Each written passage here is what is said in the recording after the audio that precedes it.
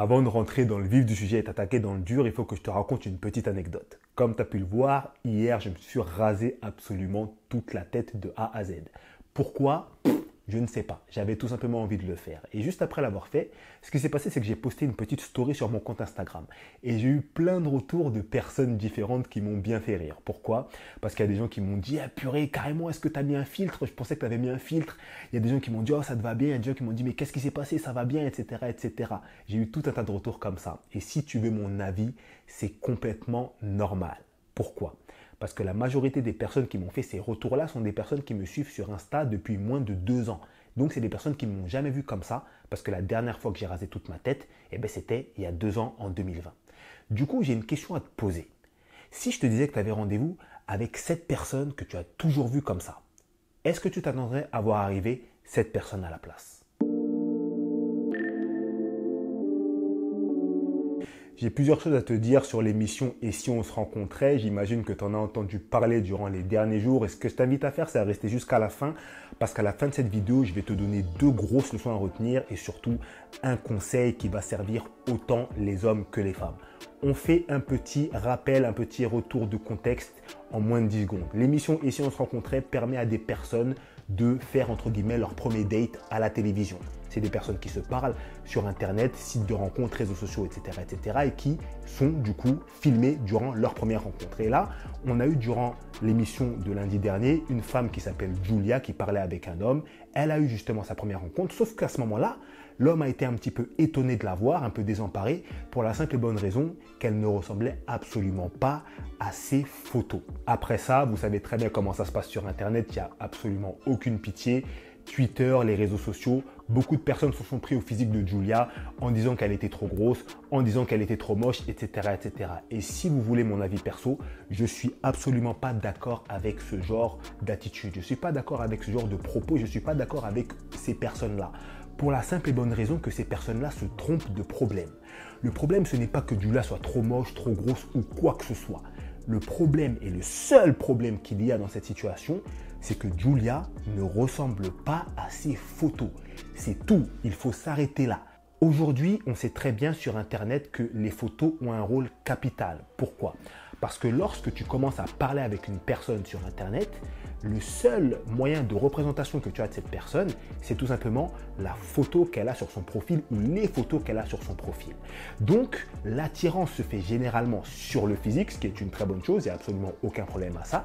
Et par la suite, quand tu commences à parler avec la personne en question, il va peut-être y avoir un feeling et à partir de ce moment-là, c'est là que tu vas te dire « Ok, c'est possible que cette personne-là soit une bonne prétendante ou soit un bon prétendant. » Et ce qui se passe également, c'est que toute la préhistoire que tu vas avoir avec cette personne, donc toutes les conversations, les dialogues, les délires, le feeling que tu vas avoir avec cette personne-là vont être affiliés à l'image qu'il y aura sur cette photo de profil. Pourquoi? Parce que tu te diras, ce feeling-là, ces sentiments-là, ces conversations-là, je les ai eus avec cette personne-là. Et qu'est-ce qu'il se passe quand forcément tu rencontres la personne et que la personne n'est pas ressemblante à celle qu'il y a en photo? Tout se chamboule, absolument tout. Tu as eu l'impression de t'être fait avoir par quelque chose. Après ça, j'ai vu pas mal de commentaires sur les réseaux sociaux. Je suis parti regarder un petit peu et j'ai vu notamment qu'il y avait plusieurs femmes qui ne comprenaient pas pourquoi est-ce qu'un homme en arrivait là, qui trouvaient que c'était pas normal qu'un homme soit étonné qu'une femme ne ressemble pas à ses photos lors du premier rendez-vous, etc., etc. Mais si actuellement tu es une femme qui regarde cette vidéo, j'aimerais bien que tu te mettes à la place de cet homme-là. Imagine-toi une seule minute avoir un rendez-vous avec un homme qui t'a dit pendant des semaines durant lesquelles vous avez parlé qu'il faisait 1m90, arrivé le jour de rendez-vous, tu te retrouves devant un homme qui fait 1m60. Peut-être que tu n'as absolument aucun problème avec les hommes qui font 1m60, mais tu vas te dire, attends, pourquoi est-ce que cet homme-là ne m'a pas dit qu'il faisait 1m60 et il m'a dit qu'il faisait 1m90? Alors, il y en a certaines qui vont se dire, oui, mais Julia n'a pas dit qu'elle n'était pas ressemblante aux photos, etc., etc. Et je vous l'accorde, vous avez absolument raison. Mais vous connaissez le proverbe, une image vaut 1000 mots.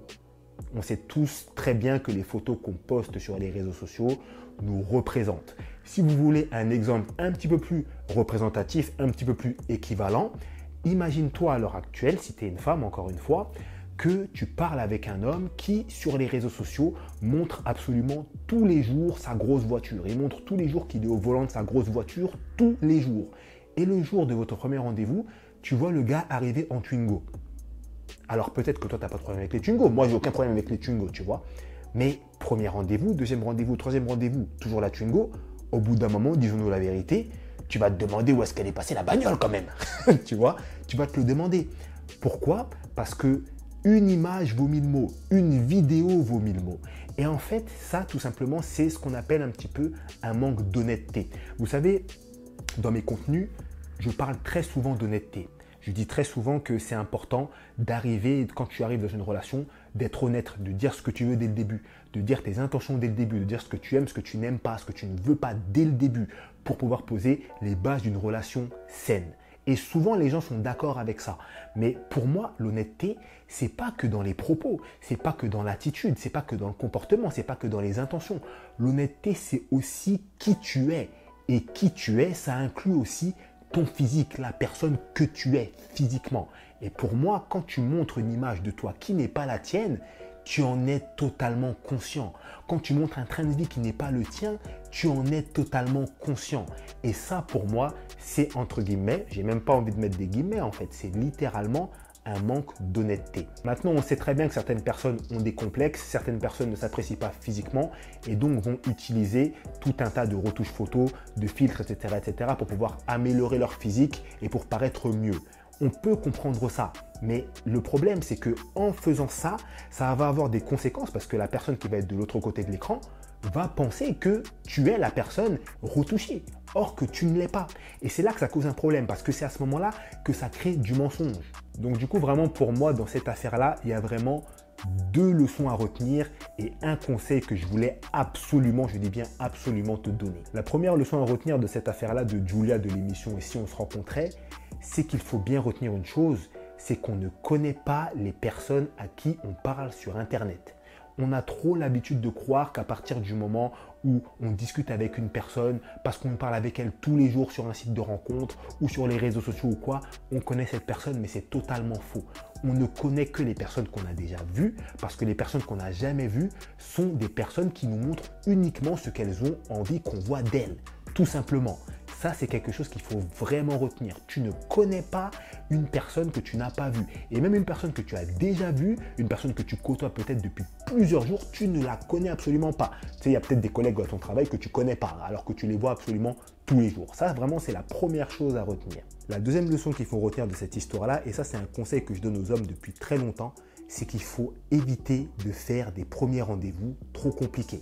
Il y a encore beaucoup trop d'hommes qui organisent des premiers rendez-vous sophistiqués, des premiers rendez-vous dans des gros restos, des premiers rendez-vous dans des gros endroits, des premiers rendez-vous avec plusieurs activités, etc. Et selon moi, c'est une erreur. Pourquoi? Tout simplement parce que lorsque tu fais un premier rendez-vous avec une personne, il ne faut pas oublier une chose, c'est que tu ne connais absolument pas cette personne. Tu ne sais pas si cette personne ressemble à la personne que tu crois, tu ne sais pas si cette personne lui ressemble au niveau de la personnalité, des valeurs, etc.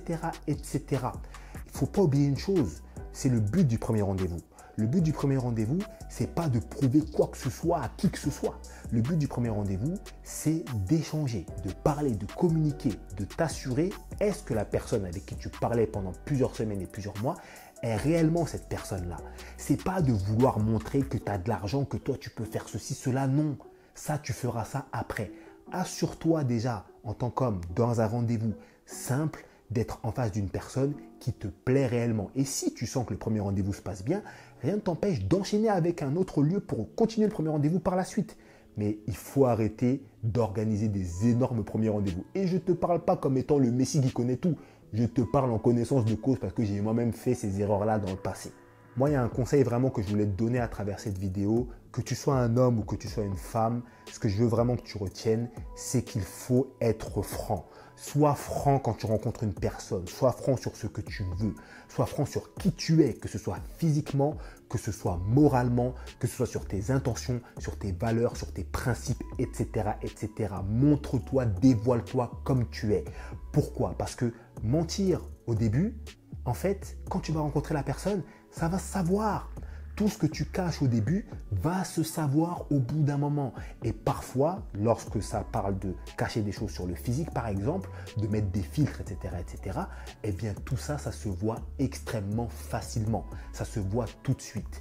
Tu vois, donc Aujourd'hui, il y a énormément de femmes, on va dire les femmes parce que c'est la vérité, on sait tous très bien que c'est plus les femmes qui vont utiliser ça que les hommes, qui vont utiliser une myriade de filtres sur les réseaux sociaux, des applications comme Photoshop, des applications comme Facetune qui permettent littéralement de changer le visage d'une personne et qui vont communiquer uniquement avec ces photos-là. Mais au bout d'un moment, vous allez voir les personnes justement à qui vous parlez. Comment est-ce que ça va se passer à ce moment-là? Forcément, ça va mal se passer. Comme pour l'exemple que j'ai pris tout à l'heure, si un homme qui te dit qu'il fait 1m90, tu arrives devant lui, il fait 1m60, forcément, tu vas te dire, oula, il m'a menti celui-là, c'est bizarre. Pourquoi? Parce qu'une relation qui commence déjà sur une base comme ça, bizarre un petit peu. C'est pas top de commencer sur un mensonge ou en tout cas sur une malhonnêteté, on va dire, tu vois, parce que pour moi, c'est un petit peu de la malhonnêteté. C'est vraiment la leçon que je voulais que tu retiennes de cette vidéo. Moi, ce que je t'invite à faire, premièrement, c'est que tu me donnes ton avis dans les commentaires. Ensuite, puisqu'on parle de ne pas faire d'erreur dans ces relations, si tu veux éviter absolument toute erreur, en tout cas en éviter le maximum, ce que je t'invite à faire, c'est à télécharger mon e-book gratuit dans le premier lien en description qui s'appelle La Love List. La Love List, qu'est-ce que c'est? C'est tout simplement une checklist des choses que tu dois checker forcément sur ton crush, la personne à qui tu parles actuellement qui t'intéresse, afin de savoir est-ce que cette personne peut te correspondre ou non. C'est totalement gratuit, tu as juste à cliquer sur le premier lien en description. Et moi, je te laisse là. Je te souhaite une excellente journée ou une très bonne soirée, ça dépend de l'heure que tu regardes ça. Salut à toi et à la prochaine.